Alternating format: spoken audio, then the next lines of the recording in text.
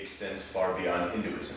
Do you think that somebody who's Christian, someone who's Muslim, someone who's Jewish should similarly accept that principle, or do you think that there are barriers to that that make it uniquely Hindu? Very good. There's a principle I have called history centrism. History centrism is the reason for this blockage. History centrism says that because there is an infinite gap between the creator and the created, creator is external, aloof, and created us. Therefore, I don't have the innate capacity to know creators, to have the consciousness of the creator. Only the idea that says Brahman has Rajiv gives Rajiv the capacity to discover Brahman, because ultimately actually he is. So, but a tradition where creation is ex nihilo and God is separate from the world, the only way God can be known by man is through prophets, because that's the purpose of it. Sort of an intermediary. Intermediary is top down. So God chooses the prophet and says, give him this message. And then if they didn't get it, he sends another one. And then he sends another one. And then he may incarnate himself as the son and say, this is, I'll do the job directly.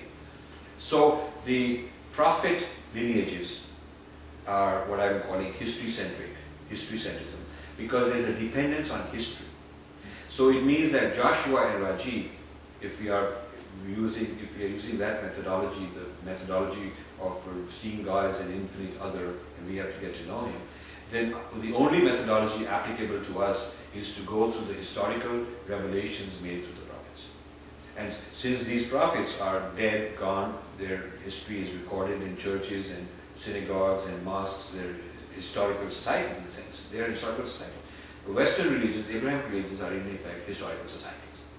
And so they are preserving history of events. And these histories are my only recourse to the truth, because I don't have direct access. There is no website I could go www.god.com and find out. So, because the revelation given to Jesus or to Moses or to Muhammad or the different prophets are once upon a time, and they've happened. And they're not happening to me, and they're not available anymore. So I'm basically in bondage to a certain historical account, a historical record, which certain human beings claim to have and transmit to. So this means that each of the Abrahamic religions is basically defined by a certain account of history, which is its articles of incorporation, if you will. That's the Constitution. That is the Constitution. Now, where they differ in trivial matters, they can reconcile. But where they differ in such a serious way that the truth of one will falsify the other, they're going to have war. Because the truth of one requires falsifying the other. So you see, for example, Christianity requires, the Christian thesis requires that Jesus is not just another prophet, but the Son of God. Because what he's done could only happen if God himself comes to save redemption for all of humanity. It would not be possible with just another regular prophet. It would have to be Son of God. So if you tell Christians that we are willing to accept Jesus as a wise man and a great yogi and good prophet, but not a Son of God, that's offensive, because that undermines Christianity's basic thesis. So on the other hand, to a Muslim, a Son of God would not be possible to supersede but with a regular prophet. A regular prophet would not be able to supersede Son of God claims. So to have legitimacy on their side, they can say we respect Jesus as one of the greatest prophets, but we don't accept him as Son of God. So this is an example. So rejecting specific claims that each has made. And those claims are central to that other belief structure. So if you look at the Islamic Jewish fight over the dome, where there's a sacred dome, where there's a rival claim. That is a particular, according to the Jewish tradition, something that the kingdom of Israel has to be restored, and there's some very sacred event that happened there which has to be restored to the Temple of David or something like that, right? Am I right? Yeah. Whereas in the history centrism of the Islamic narrative, that is from where Prophet Muhammad went to heaven.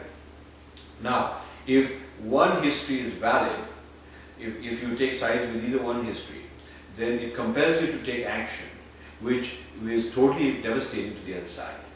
So it's a clash of histories. The modern clash that the world is facing is a clash of competing and mutually contradicting histories. This is the result of a history-centric pattern of knowing the truth. And the dharmic alternative is that history of Rajiv and father and ancestor and bloodline is irrelevant. I don't care what those guys did. My ancestors may be horrible guys, but what does it have to do with me? I am Brahman as Rajiv, and I'm going to awaken that consciousness, and I'm going to live by that. And therefore, whatever my biological ancestors may have done to your biological ancestors is actually irrelevant to us. I'd like to push back. Okay. So this is coming from definitely a Jewish standpoint. Sure. And the first premise that I disagree with, but maybe is not nearly as exciting for conversation, is that I think that Jews and a lot of other Abrahamic adherents to other Abrahamic traditions do think they can directly communicate with God. Okay. They think that prophets had sort of a special or broader or deeper relationship. Mm-hmm. But I'm not sure that many would buy into the exclusivity of that type of communication. But the area that I find both most interesting and most challenging is that I feel like, in a sense, you're challenging then all three Abrahamic traditions, which you say are sort of historically centered, almost historically tied down, Right. by saying that history is the wrong question, or history is irrelevant. Yes. Do you think that the Abrahamic traditions are willing to let go of history, or do you think that your claim will merely be another strand of the disagreement that you already see existing between the other traditions? This is a very important question you raised. I'm glad you raised this question, because this is what I've been dealing with for many years of my life now. So first of all, I want to address both your points. The first point, that in the Abrahamic religions they do have mystical experiences and they do have prophetic experiences, is true, but not enough to topple the institutionalized account of history. So while there are mystics in Christianity, the lineage that prevailed in power is the history-centric lineage of the church. And that's why they had to get rid of these mystics as troublemakers and persecute some of them. Because it was going against the central account. Is the way Yes, you see it. yes. So history centrism is a certain power structure which says you, the individual, are not able to do it on your own. Maybe it's theoretically possible, it's very dangerous, you may end up satanic or doing something wrong, so you better not try it. I, the keeper of the history, have the access to the keys for you. So you therefore come to me, and that gives them power and control over people.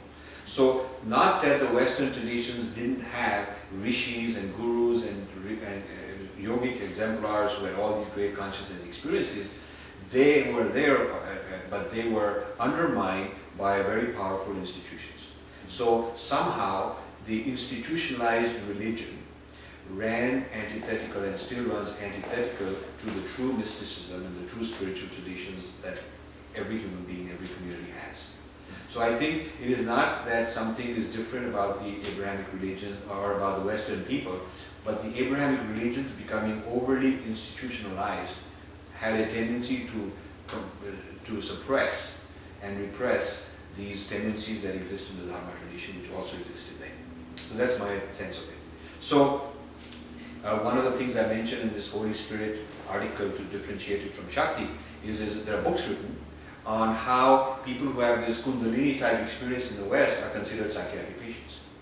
And some are considered, that's a scientific explanation, and a friend of mine who's a disembodiment or something like that. There's something called Qigong syndrome in the psychiatric book of syndromes.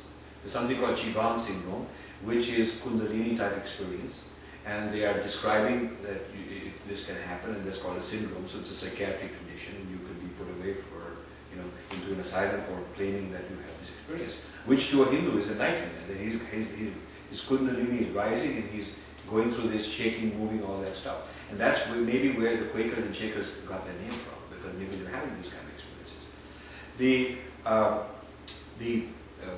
the biblical explanation, not the medical one, but the biblical explanation has often been that this is satanic, or that you have some evil spirits that are... The person is possessed. Possessed. There's some external force that is possessed, robbed the person of their essence. Correct. So the point I'm making is that the idea of self-realization and self-enlightenment and this very do-it-yourself spirituality that Hinduism and Buddhism have, less dependence or non-dependence on an institutional authority, this is because of a lack of dependence on historicity.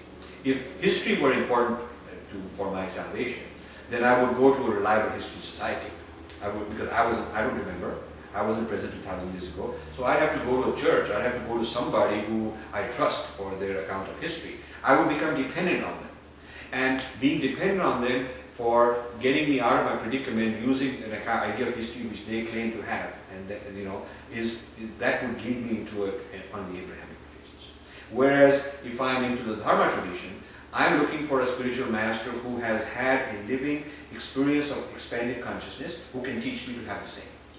So in other words, for a Hindu, Jesus is someone we can accept as a living enlightened being who had all these experiences.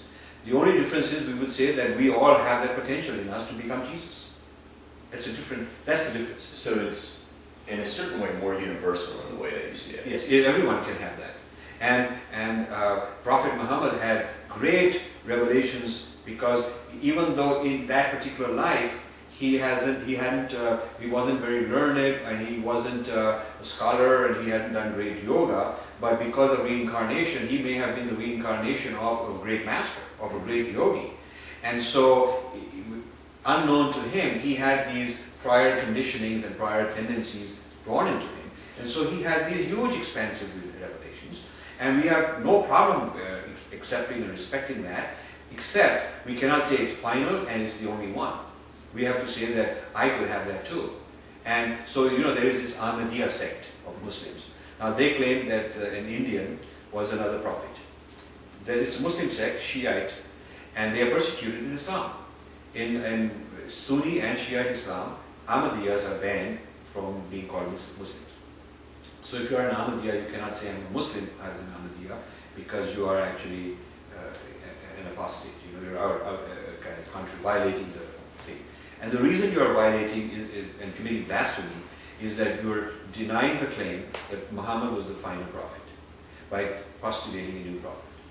So this is history centrism.